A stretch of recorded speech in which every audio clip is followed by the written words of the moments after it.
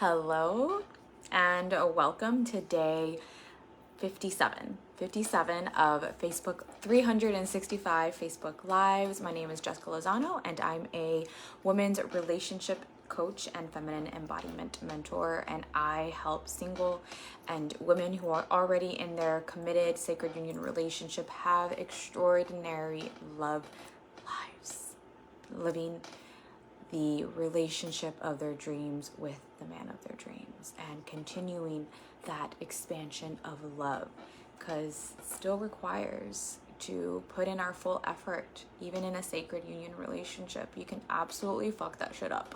Absolutely. So we are human and we are always working on the evolution of our humanness.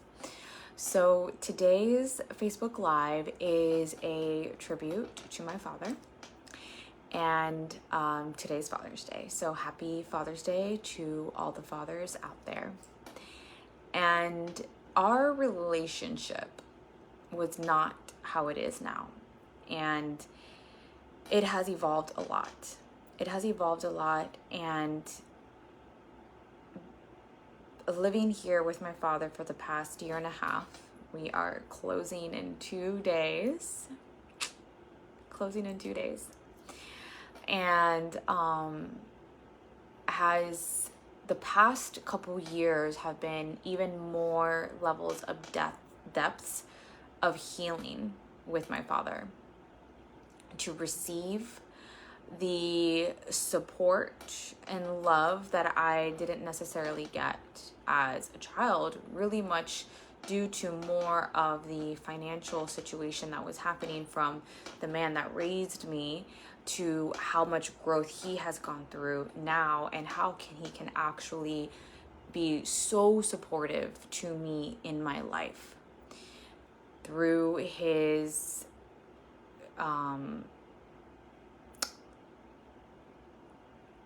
not just his, well, I guess maybe his fiscal means, but there's more to that, especially as the woman that I am today, that can receive all of that with so much more gratitude and love and thank you, and feel my heart opening when he gives to me.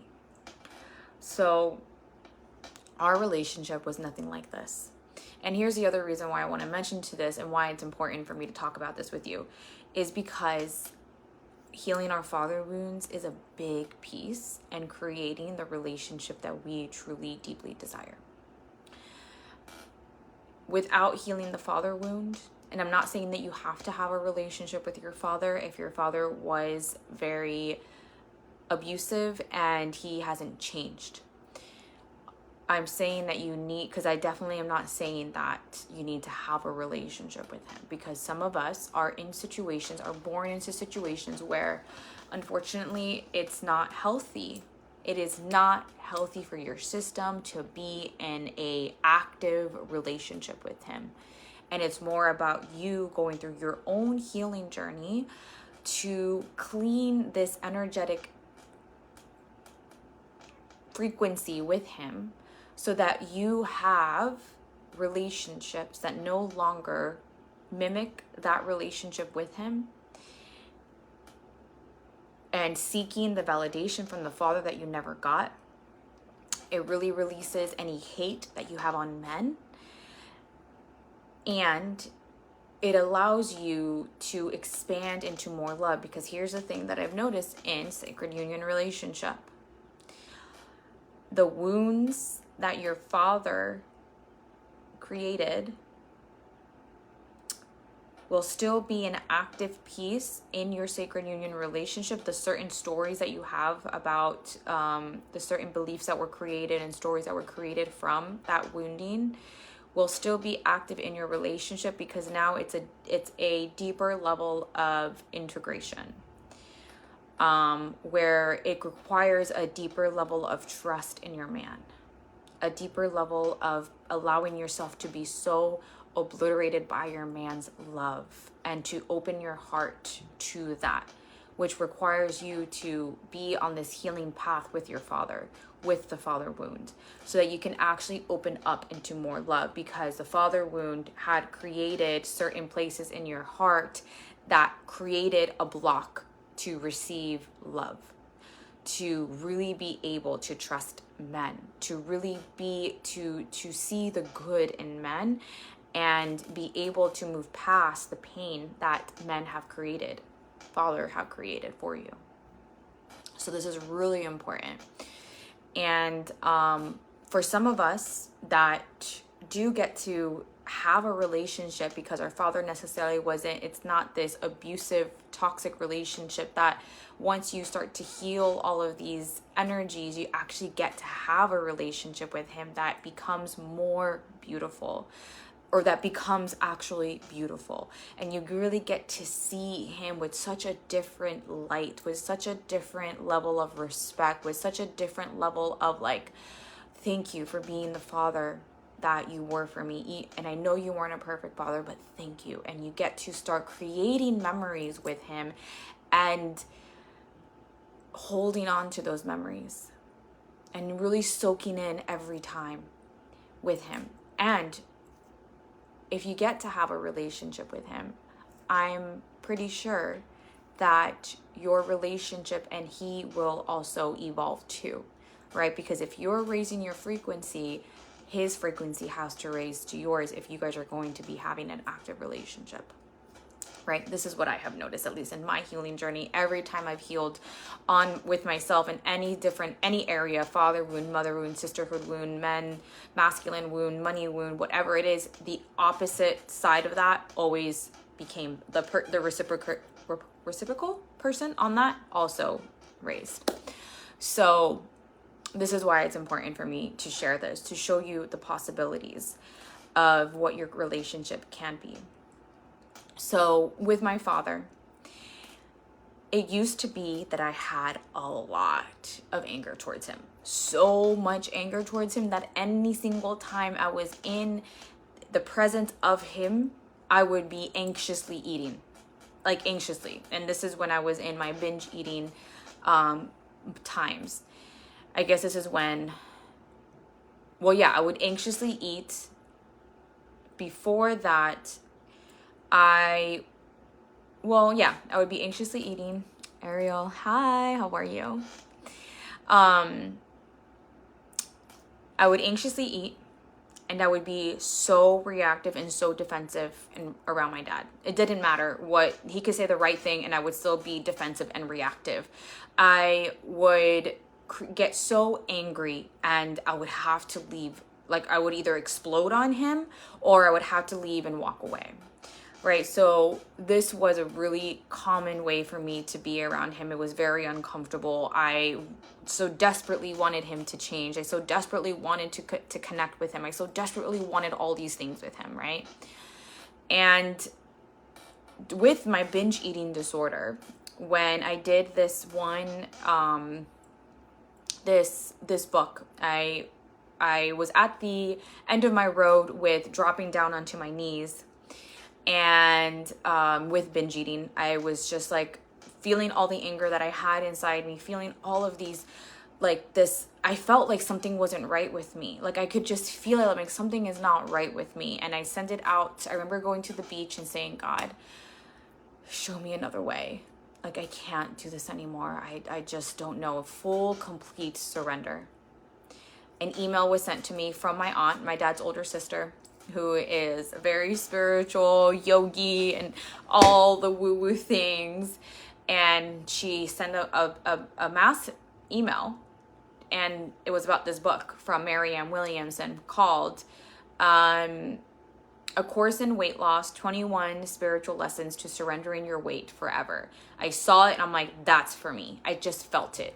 And then I got it, and then I got more into A Course in Miracles, Marianne Williamson, her book Return to Love. Such an amazing book. Highly recommend it. I think I read that book twice. It's so, so good. And as a matter of fact, it's returning now because my cousin is reading it and my mother was also listening to the audio. So it definitely she is coming back, I think, at least, or it's being come back into my field of people who I who I love and who I have deep relationships with. So after doing this course, part of it was to release some of the anger that's been built up inside of you. A lot of sacred purge writing, a lot of prayer as well, inviting God in to cleanse our bodies and to heal us, and these beautiful rituals. And so that was the first time that I released like the first layer from my father because of the binge eating. And I no longer felt really anxious around him. Then I got involved with this toxic narcissistic man where it required me to have even deeper levels of healing with my father wound, with healing my abandonment wound, with healing, which is one of my core wounds that I work on to work through, right? It is the thing that I default to, right? We all kind of have this default when things get really stressful, when we're at our edge. Those are the defaults that usually come through. So I had to actively work on healing this father wound as well. Healing what I didn't receive as a child growing up. Healing where I didn't receive the masculine role, the father roles that I really wanted, right, within me, and how that affected my life, how that affected me, and how I showed up in my life, and what I allowed in my life as well with men. And it was this time in my life, the bulk of my 20s, right, the meat and potatoes of my 20s was really around healing all the shadows parts, healing father wounds, healing my mother wounds, healing how I communicate and articulate myself, right? Because it's not just about the wounding, it's also about how I communicated and how I wasn't able to communicate my needs, my wants, how to have a better conversation without getting so explosive and defensive, because that was the only way that I knew how to get my way, was through yelling. So I had to relearn how to communicate with myself. I had to learn how to feel great gratitude for what is. Really, that turned into more in my 30s is when I really learned more about the deepening of gratitude and appreciation. Really more appreciation. And then once I was able to clean the frequency of gratitude, I can really now know what it feels like to really hold that gratitude.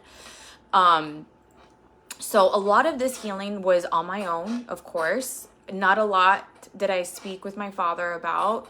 I just remember having one conversation with my dad after I healed this, where I was healing this binge eating disorder, and we went out to dinner, and I said, from a genuine open heart, I asked him, like, because one of the things I was really angry about him is that he pulled me out of gymnastics when I was 6 years old, and I was very competitive. I was back in when I was 2 years later, when my mom came back to the United States with her citizenship and all the things, because she got deported back to Colombia. And that's where the abandonment wound started, but also other wounds and other things with my father and about life and about God, right? All of that was just right there at 6 years old, surrounding that. And, but I asked him with a different heart. I asked him with an open heart, and why he took me out. And because of my energy, because the feminine frequency goes first, and I didn't know this back then, but I can tell you now as I'm looking at the energetics about it, my heart was just so open, like to just receive his answer, no matter what it was, even if I didn't like it. And I was soft. I didn't demand an answer. I didn't ask him with anger, like why he did this, and blame him. And he gave me the same answer that he's always given, but I was at a different level of receiving. And he said, because I didn't have the money. I didn't have the money. I said, okay. And it was like a level of acknowledging. And then when I look back, he didn't. He was working at Tire Kingdom in the shop. Like, how much money is this guy making raising 2 kids on his own, because my mom was in Colombia, and he's not making a lot of money. And you know, he was like, I need to feed you and have a roof over your head, and these are my priorities. This is what I need to do first. Right? And I look back and I'm like, yeah, you know, he didn't have the money. That's the truth. That is the truth. And as soon as my mom came back, boom, I went in. That is the truth. The truth is he did not have the money. So it's like a forgiveness in that moment and an acceptance. And then he said something, and I was like, oh my God, okay, this is just who he is. He said something about with my career. He wanted me to go into nutrition and nutrition school, and because I was starting off as a personal trainer, and I really didn't want to. And I was like, okay, this is just how he is. I have to accept it. I have to accept that he has certain visions for me that I do not want, instead of looking at it as like, and start fighting him about it. It's just like, thank you for sharing. That's not the direction that I want to go into. Right? So, that was also a layer of me just accepting him. Right? So that was one of the first major points. And then after that was the relationship that I was in, and all the other healing that I had to go through, really feeling a lot of healing my anxious attachment style, and healing this anxiousness within me, returning to a secure, all of it, a lot of it had to do with healing the father wound. And a lot of it came with time in between of not really talking to him a lot. First of all, I was so deeply consumed with this man that I was like blindly devoted to him for the first 2 years. And then after that was still a lot of chaos in the relationships as I'm trying to figure my way through this. And then the last 2 years is when we started to build an even better relationship. And even then, there were some things that happened that created such pain. And like betrayal, and my father having to come correct, my father having to step up and to man up to his mistakes, and me being willing to forgive those mistakes, willing to forgive. And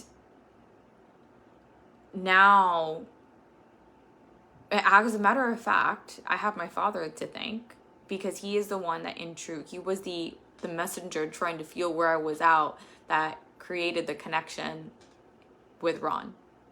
He was one of the connection points. And this was because what the situation that I'm talking about was 3 months prior to this situation happening, where I met Ron. Or was it? No, it was a little bit after that. I think it was. Yeah, no, it was after me and Ron had already met, and he already made the connection and all the things. And then something happened, and I was like, oh my God, I felt so hurt. But he came correct. I had done so much healing that he would make comments that normally would have taken me to the far deepest end. But I was like, you know what, you're right. That's so funny because it's so true. Because I could see sometimes that my dad, I started to learn and understand him, that sometimes he just doesn't have a filter. He just says things that come to his head and just say it. And I can be less defensive about it, because my dad just likes to comment on things. He's just a commentator about anything. I remember one time he walked into my house and it smelled like fish, because I cooked fish. Instead of being like, oh my God, you're always blah, blah, blah, which is what I used to do. I laughed. I'm like, yes. Not laughed. I just like, yeah. It does smell like fish. I just cooked it, right? So it was kind of like being able to come to a place of understanding him, and where my energy is not on edge because of every little thing.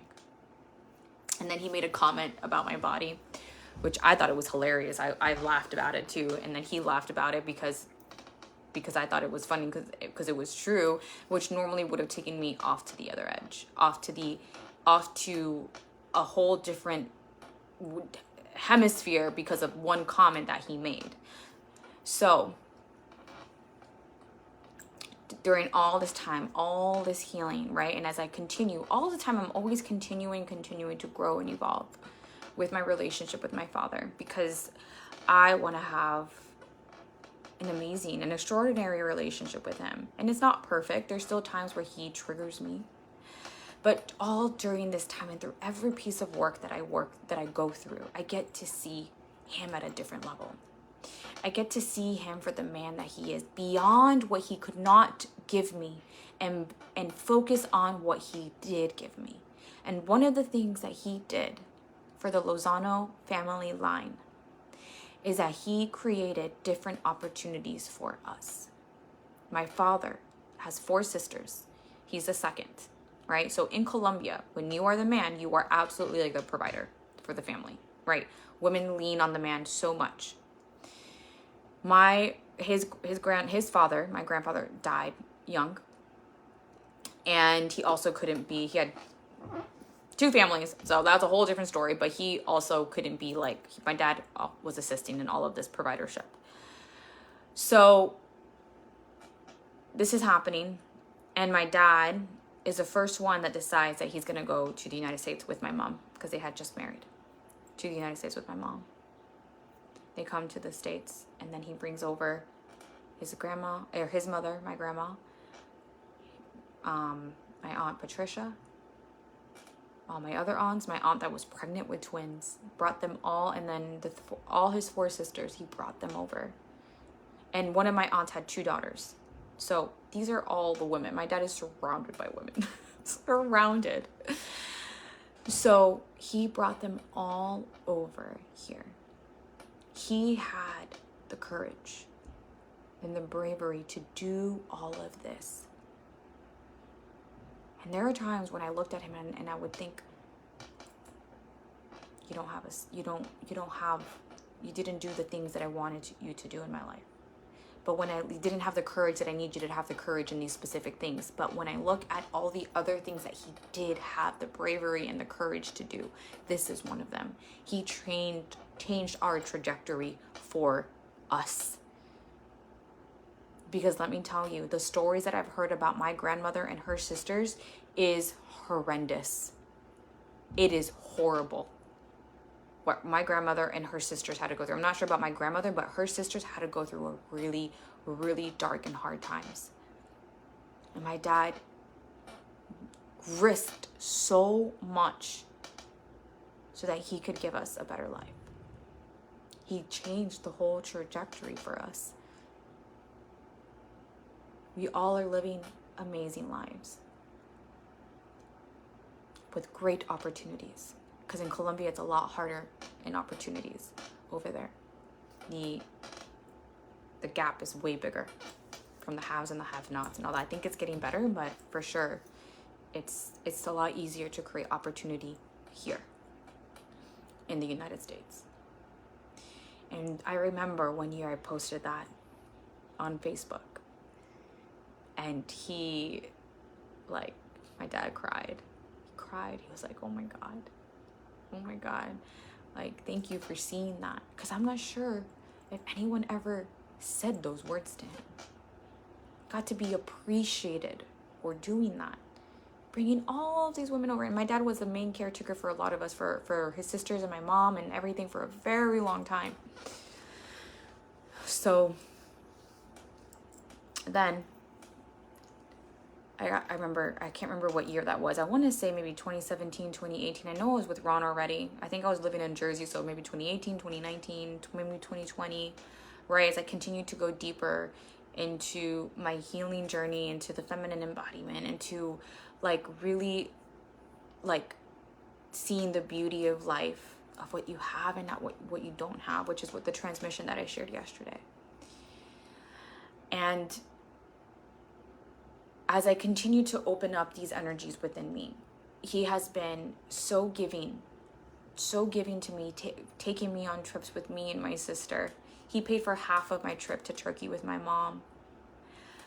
He has been the energy when I came here and moved the past couple years, and when I moved here to Florida and had this landing pad with my dad, which is amazing. I don't see that as, I know some people when they have to go back to their parents' house, they see that as a failure. I do not see that as a failure. I see that as holy fucking shit. How awesome that my parents are supporting me. That I don't have to go and find a place and waste money on rent. And I'm here. And my dad being here, he has taken care of everything. He doesn't let me pay an ounce for anything when he rightfully could. Because I'm a grown woman with my own career. He rightfully could, and he never did. As a matter of fact, he just kept sending me on trips. Things that he couldn't give me when I was little. And I remember giving him a card last year on Father's Day about that. I told him, thank you so much. Living here with you has been so healing to my inner child. For you to give me the things that you could never give me. And he cried, tears coming down. My dad's an easy crier. But it's so true. And I would have robbed myself from those experiences if I held on to the anger, if I would have held on to what I needed my dad to be for me versus what he was for me, and the beauty and the gift in that, and the beauty and the gift of what he wasn't, and how that attributed to me creating the woman that I am today by healing. Because our wounds, our darkest wounds, lead to our greatest awakenings. I believe that wholeheartedly. And I know our relationship will get better as time goes on. And I'm almost done.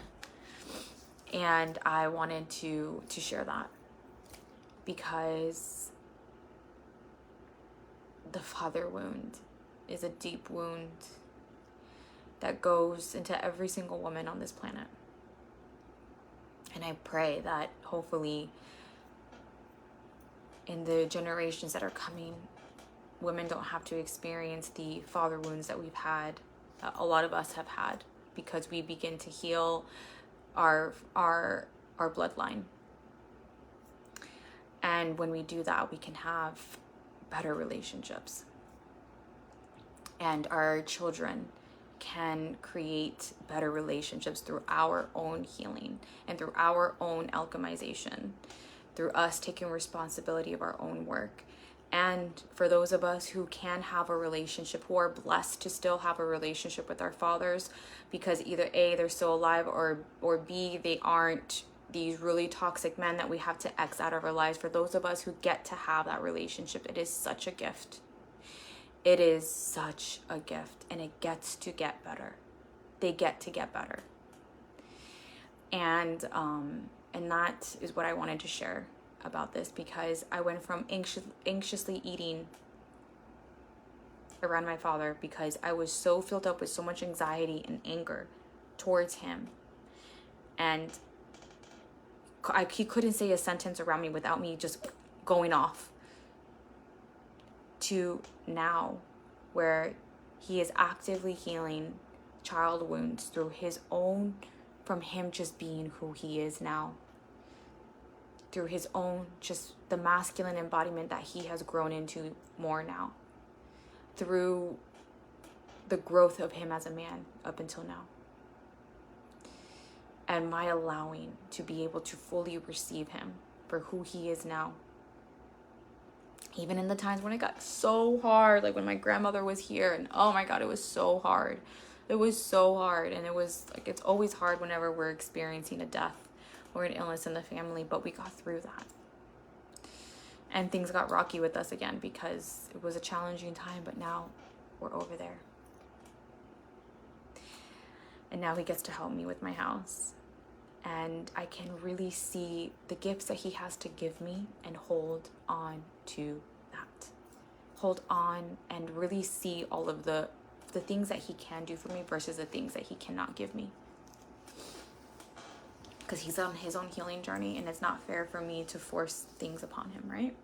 So today I wanted to share with you, we went to a wine and paint class, like those painting with a twist, although we didn't bring any wine or alcohol. These are the things that we painted. This is Ron's. And then this one's mine. I think my dad's is downstairs. But it was a lot of fun. We had a lot of fun. And he looked at his painting today. He's like, I'm very proud of what I painted today. I was like, oh my God, that's so cool. I'm glad he had a lot of fun.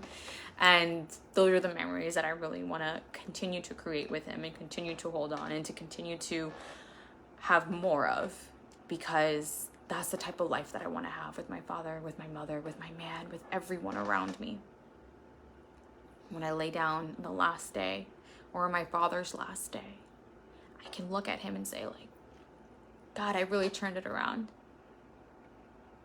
And hold on to the memories, because that's what we want to have, right? Our parents' last day, do we want to have it with regret about how we weren't a best child because of all the anger and all the shit that we had into them? Or do you want to look at it and look at them and say, I did all the best that I could to return to reverse the pain and wounding from the past so I can have a better relationship with you now, and then look at you on your deathbed and say, we created some amazing memories, however many years of the healing that you acquired.